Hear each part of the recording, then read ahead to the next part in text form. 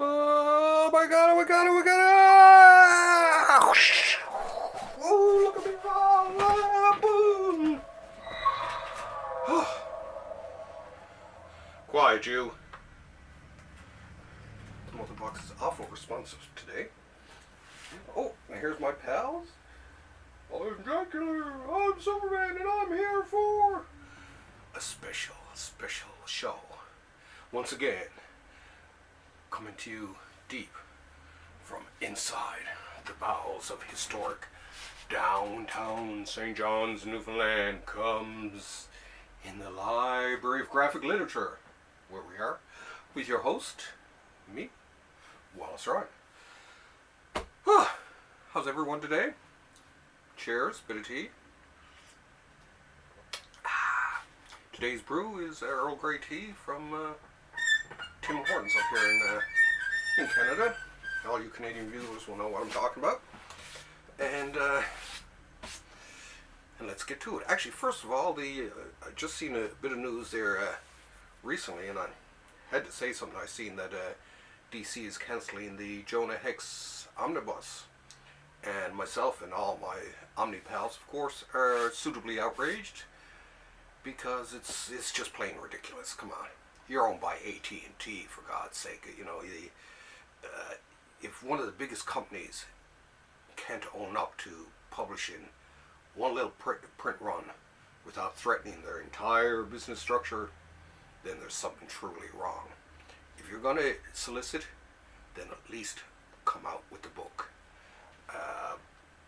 That's about all to say. I'm just disgusted by it, as is every other comic book and book fan out there. And I encourage you actually to basically let it be known to DC Comics too. DC, we're sick of these cancellations. I'm still really ticked over them canceling that Before Batman double book set there from last year, I think it was. Unforgivable. It's like they're denying a piece of our history to us. So you really got to get your act together. Maybe you should hire me to be your book editor. Then we'd see some good books, and there wouldn't be any cancellations either. It's just plain embarrassing, I think, for a huge company like DC to be putting up books and then having to retreat from owning up to their obligations. Anyway, that's me getting nasty. Now, if you want to hear me get nasty, in a few weeks, myself and Dennis, who was here as you seen last week with me, we're going to be doing a podcast called Thursday Comics, coming up soon in the next few weeks. I'll let everyone know exactly when. And of course, on that, it's a podcast. So on that, you will hear me swear about subjects like this, especially cancellations. That's where I'm saving all my best swears. Anyway, here we go. Okay, let's get started today. First off the bat is an amazing book from Chris Ware and the good folks at Pantheon. So once again, Chris is delighted. Oh, let me take off this outer cover here because it's just so... Actually, I'll show you the outer cover first. It's just so cool. I mean, this is what I like. Good production values, cool little things like this that wrap out into posters and that sort of thing, or with little bits of the story and stuff like that. I mean, come on. This is just... If this isn't cool, nothing in the world is cool. And I know Chris will agree with me, so here we go. Rusty brown. Now, of course, I'm not going to go through all of it, but I'll just give you a taste of what it looks like. I mean, look at this. This is a book that should take you 6.23 years to read. And I love books like this. I like books that are chunky. Books that, will take a good few hours out of your life, but delight you to no end in the end. Look at this. I mean, beautiful.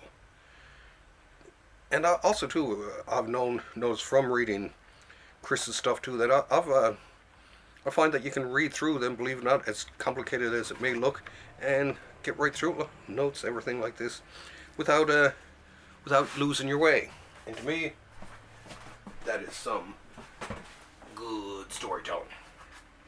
So once again, and that got 5 kisses. Because it deserves 5 kisses. Because it's beautiful. Anyway, so let's put this back together gently. I almost want to get a bag for this, because the cover is just so beautiful and so wonderful. And actually, I got to take off my scarf here. It's actually starting to get a bit warm here.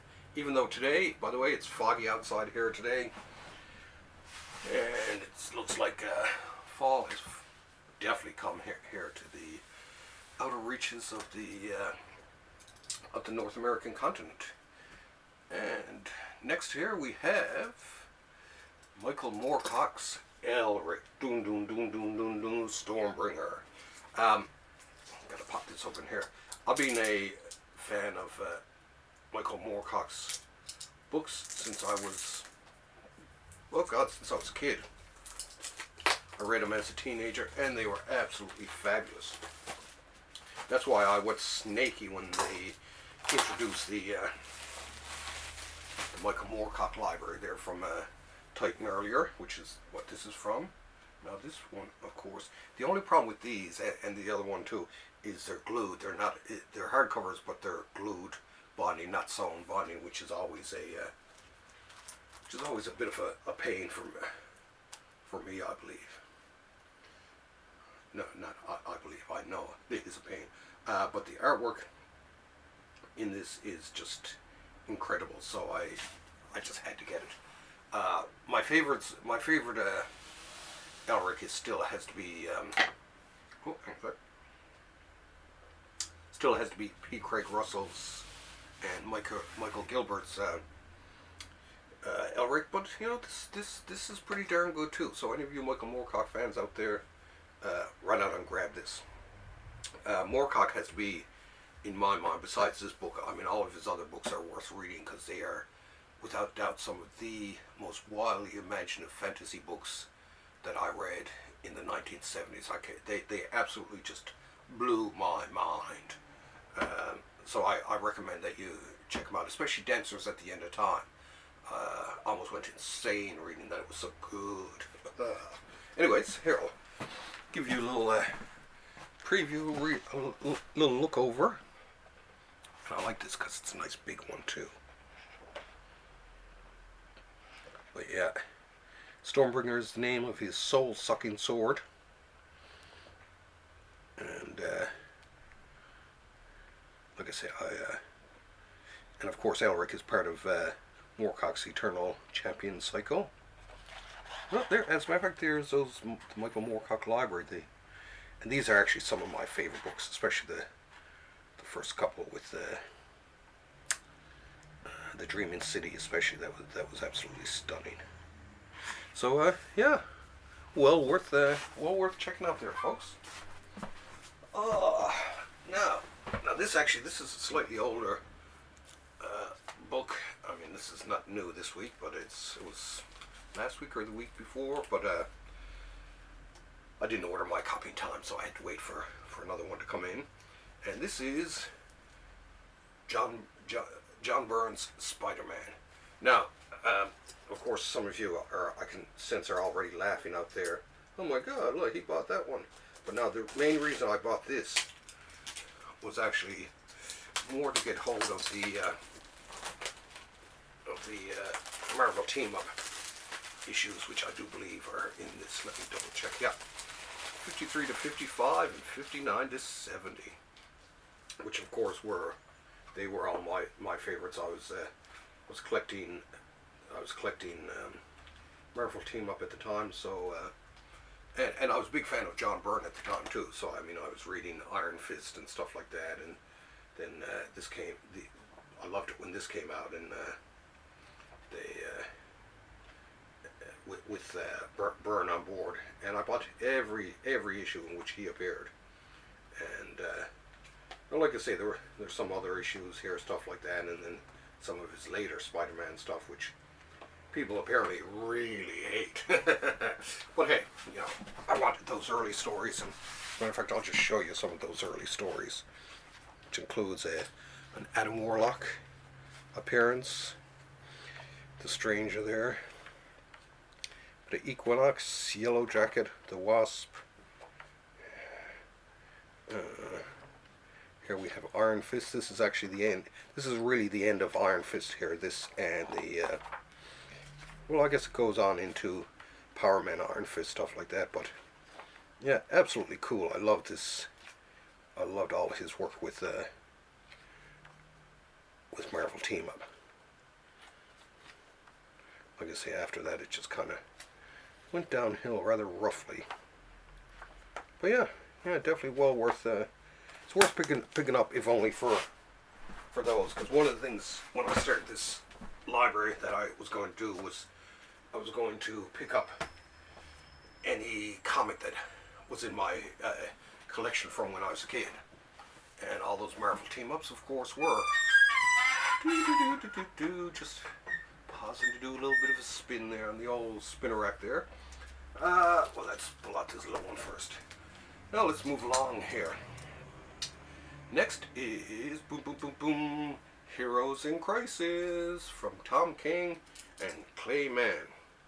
Now, remember, this seemed to sell well. So I mean, anything by Tom King these days, I'm just buying purely on the fact that his name is on it. This is basically like what happens with a hero when they're suffering from PTSD. More or less, yeah. It's a facility, was it Sanctuary, constructed in secret by Superman and all that, for superheroes reeling from their fight against evil, using cutting-edge intelligence to process their trauma and return to the never-ending battle. Woohoo! I mean, imagine we could just do that in real life. Would have made my life a lot easier, I can tell you that. Anyway, let's have a look here. The art actually is looks quite good, actually. So I definitely recommend. Definitely put this on my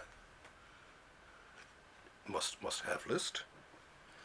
And like I say, the fact that it's written by Tom King, truly one of the best writers in comics today, makes it all worthwhile. I like the concept too. So I often thought, geez, especially for, some heroes, they must suffer some psychological ill effects from crime fighting in some way or another. Oh, one more sip of tea here before I slowly move on to my next book. Not slowly, but quickly. Anyway, the last book for this week is, and it's another big sucker too, boom, boom, boom, Bloodshot. This is from the original Valiant era from the 1990s. In a lot of ways, I thought, Valiant were at their best. Anyway, it was kind of a cool hero at the time. I like the the stories and all that. Of course, love the Barry Windsor Smith drawing on the front. Who doesn't? But now the art for this is not Barry Windsor Smith, but it's a bunch of other folks. Don Perlin, Mike Fosberg.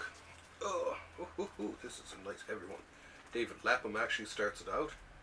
David Lapham, one of my heroes.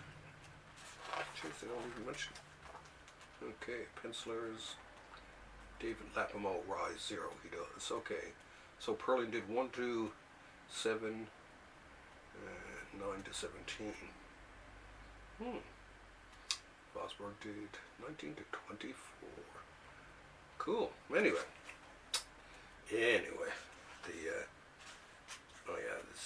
this looks good. I'm looking forward to giving this a read. But yeah, just downright great stories, right? Kevin Vanhook did a lot of I think most of the writing, if I'm not correct. Jim Shooter, Dave Lapham, Bob Layton plotted Rise 0, leading into that. But I think excuse me, writing. Yeah. It was mostly Kevin Vanhook and Bob Layton. Okay. Forgot about that part. Anyway.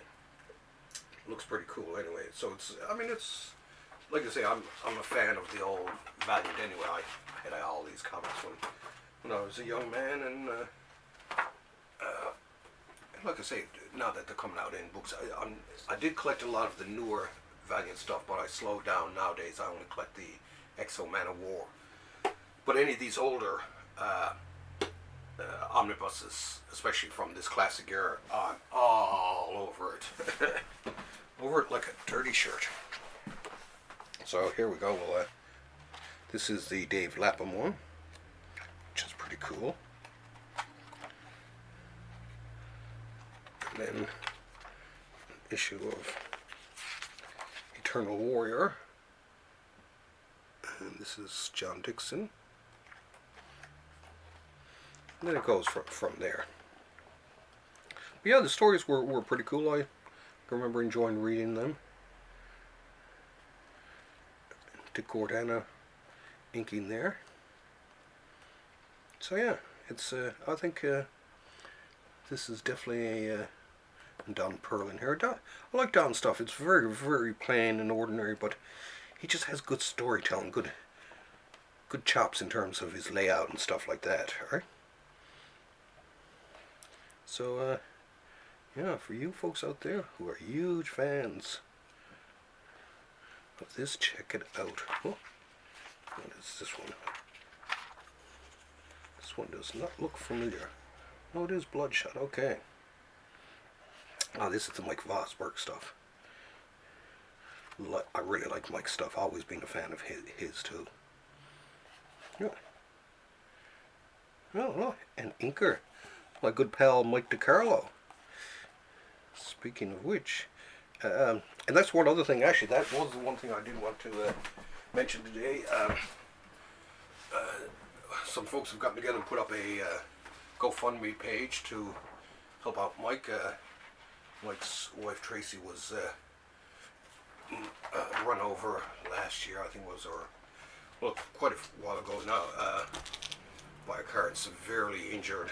And of course, down in the United States, medical costs can be backbreaking, and poor old Mike is having to bear this all on his own, because the person involved in the accident, I do believe, had no insurance or something like that.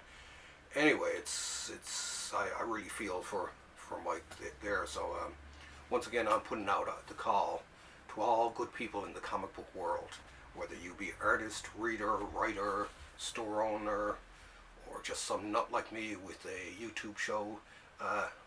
Go to the, as a matter of fact, it's on the Library of Graphic Literature page. There's a link there for it. So go to that and donate a few dollars to them. I'd like to see every single one of you folks who are my subscribers. I'd like to see you go and throw a few bucks Mike and Tracy's way, and let's help out someone who, someone who helped us out with some wonderful work over the years. So there, way to go, Mike. Now everyone, get out there and then send them some bucks.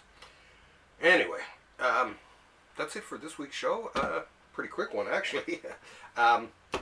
But next week, I don't know if there's a lot of stuff next week. I might even end up doing a special show. Not sure yet. I'm still thinking about it. I'll post to the page when I decide. But otherwise, have an excellent weekend, and everyone, keep on reading, and remember that I love you. Okay, that being said, let's just boom tube it out of here. Okay, see you guys. Oh, and girls. Oh.